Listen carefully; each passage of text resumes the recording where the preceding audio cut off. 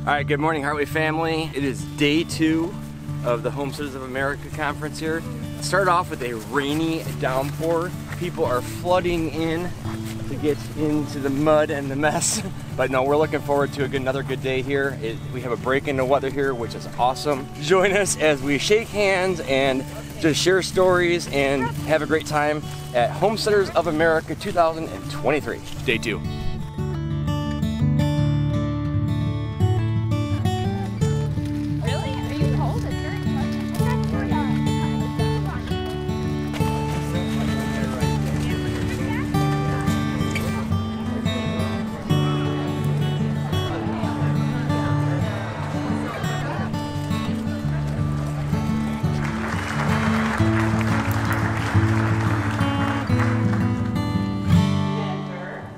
Talk to you at a topic that is not something I've discussed a lot on my platforms over the years, but it is something that I've become especially interested in as of late.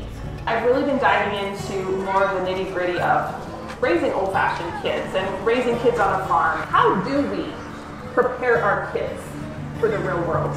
Or maybe it's okay to be a little uncomfortable. Maybe that will push you towards rethinking what you're doing and asking better questions. A big part of it is our parenting styles. And again, this isn't coming from a place of judgment, it's from a place of fact. But if you look at parenting styles across the centuries, the decades,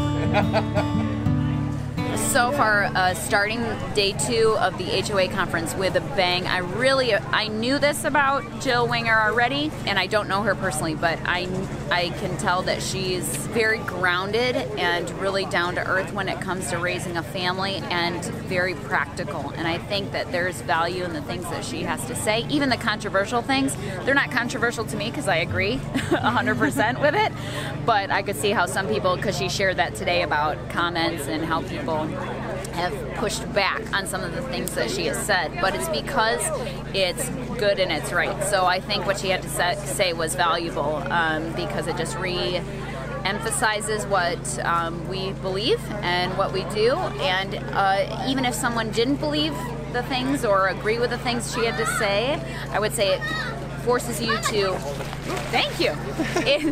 Life is mom, right? It creates questions and makes people think about how they're doing things and reevaluating. So it was a great morning, and we're gonna keep on having a great day. So I'm looking forward to it. We do a tat and hair shave for meat. We do lots of chickens, lots of ducks. Now, is this something you guys have always wanted to do? Fallen into it? We kind of did it backyard style for a long time because we wanted a property, we wanted a homestead, but it just wasn't the right time. Actually, like, Jordan says it's going to happen, but it's like when you give up and it finally comes through, you know? To be honest, we were kind of thinking, did we really want to come because of either traffic or rain or just whatever. And it has been a blessing since being here, honestly. What we've learned, there's just a lot that you can pick up from it. It's not just homesteading. It's good for the heart, good for the soul. So it's been a blessing. So I don't regret coming. Well said. We sat in on Ruth Ann Zimmerman's session yesterday. She did fantastic. She was great. Josh Furman sat in on his session too from Our Father's Farm. He was talking about cows, dairy cows and stuff. Yeah. He did a great I session really enjoyed with both of that, those. too. So. This is our first year here. Yes. Right now we live in a suburban area. Yep. We garden in our backyard. We have hopes of buying property, moving out, having animals, doing the farming thing. And as our family member said when we got here, these are our people. Yeah, it's fantastic. It's like the longer you're here, the more that you realize everything that you can do and everything that you want to do. For instance, right now we garden several different ways, but we have a 1/4 acre. We both work full time. Yeah. We garden out of raised beds, 5-gallon buckets, totes, and a flat garden. And we have been extremely successful in that, but one day we would like to get property. We would like to just expand on what we are doing now. We saw an outstanding presentation about meat rabbits. If you've never thought about meat rabbits, we may go that way, but you might want to really look into that. you know, everybody's so nice and so willing to like share. And I think that's the one thing, because we're still trying to learn. We're still trying to find out everything we can. We also listen to Nick Freitas. Yeah. We listen to John Lavelle, yes, the warrior poet. Those two gentlemen are just absolutely outstanding. And then there was also Mike Dixon from the Fit Farmer. His talk about the homestead and family, absolutely amazing. His whole family is here. They are just wonderful people. It was so great to meet them and everybody else. We just had an absolute blast. We had a blast. Yeah, we will definitely be back next year. Yeah, get your tickets early. They sell out quick, that's for sure. Yeah, very good. Well, Thank you. I'm Annie. I got to meet you. Come say hi, please. Where are you guys from? Michigan. Michigan. Okay, so you're in our neck of the woods. Yes. We have Nigerian dwarf goats. Okay. We have pigs. We have chickens. Wow, okay. Kind of a combination of We got a lot of stuff going on. Yeah, we farm 70 acres of small square. Okay. Okay. Don't let it sting you. Small squares. Can we get a quick picture with you guys? Yeah, that'd be great. I love watching them. Oh, thank you. Thank you so much. I'm Levi. Levi and Danny Sherman. How you doing, Danny? Cheryl? Josh.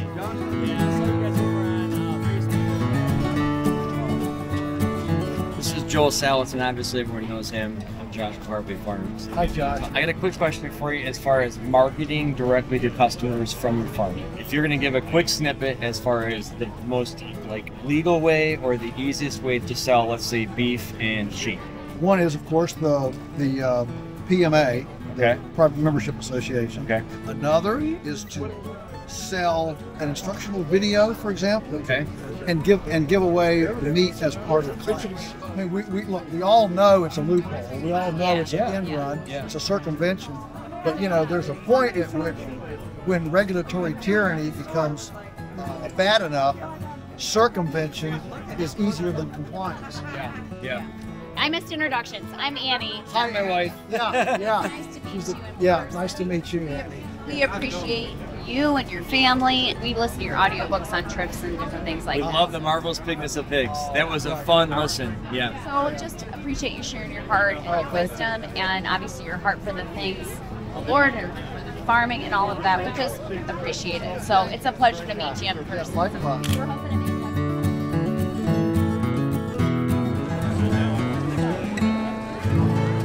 I've been wearing these high sea boots all day. It is rain. We're walking through the mud right now, and they are handling up great. Raise your hand if you've ever had stitches because of something on the homestead. Okay. And my hand was falling off. It was just holding. Jason had to reach over with one hand, hold me together. I was about to faint. The hospital was an hour and a half away. They started the helicopter coming after me.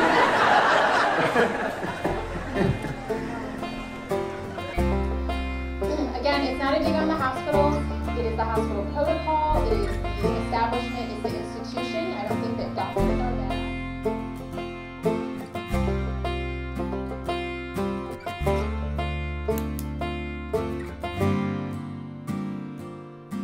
The more you think of your land as an ecosystem, ecosystems don't hire and help, right? They're just using the living things that live there. Cows are the perfect example. They go out and harvest their own food and fertilize it while they're doing it.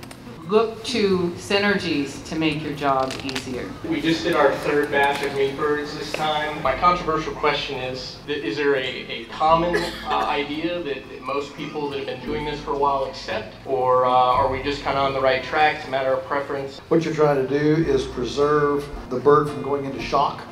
So the heart continues to pump, they continue to breathe, but you don't get any blood to the brain. Just to clarify, there is the right way and the wrong way, and the test is to make sure that your bird is no eye response within 2 seconds. So if you're losing enough blood that it's passed out and brain dead in 2 seconds, where if you tap the eye with your finger, there's no response, that's how you check your work. If there's no eye response within 2 seconds, that bird is flatline unconscious, it's a vegetable, and no brain recovery, no feelings. A vegetable from a medical sense, okay? I told you I don't garden. What is the secret to motivating these young men who are, you know, where do you go from it being this is your duty, this is your chore, to, hey, you're earning something from it, you're doing, you know, and moving forward to where they're interested. Sure. Yeah. Money and girls. No, I'm just kidding.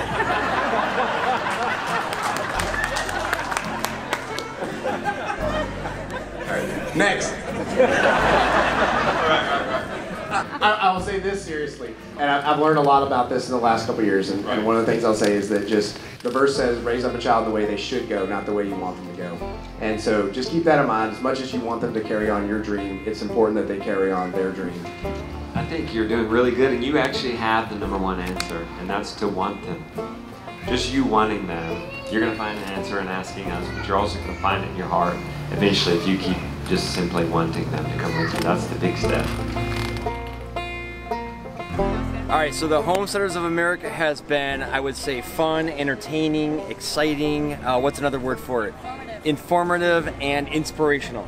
That's a lot of things. It is, but it has been. It's been a lot of high-speed conversations. It's like speed dating on steroids because you're catching up with people who, in our case, they've seen us, they've been following us for a while, but then in other cases, we've been following them for a long time. There are as many of the speakers here that we've been following for many years, yeah. And having the chance to interact with them and just glean knowledge and dig into some of those things, and then for us just to jump on this journey. So I would just say overall it's been really fun. I think it's been beneficial for us, and hopefully it's been encouraging for those who we've been able to interact with as well. You know you're coming together with like-minded people to some extent, but sometimes you don't know quite how far that goes, and hearing a few of the folks sharing and speaking and the different stories from the different families, it really brings it all home that people are really doing this for similar reasons, for good reasons, for the right reasons, and everybody's trying to encourage each other along the way. Yeah. And that's great. It's even encouraging to us,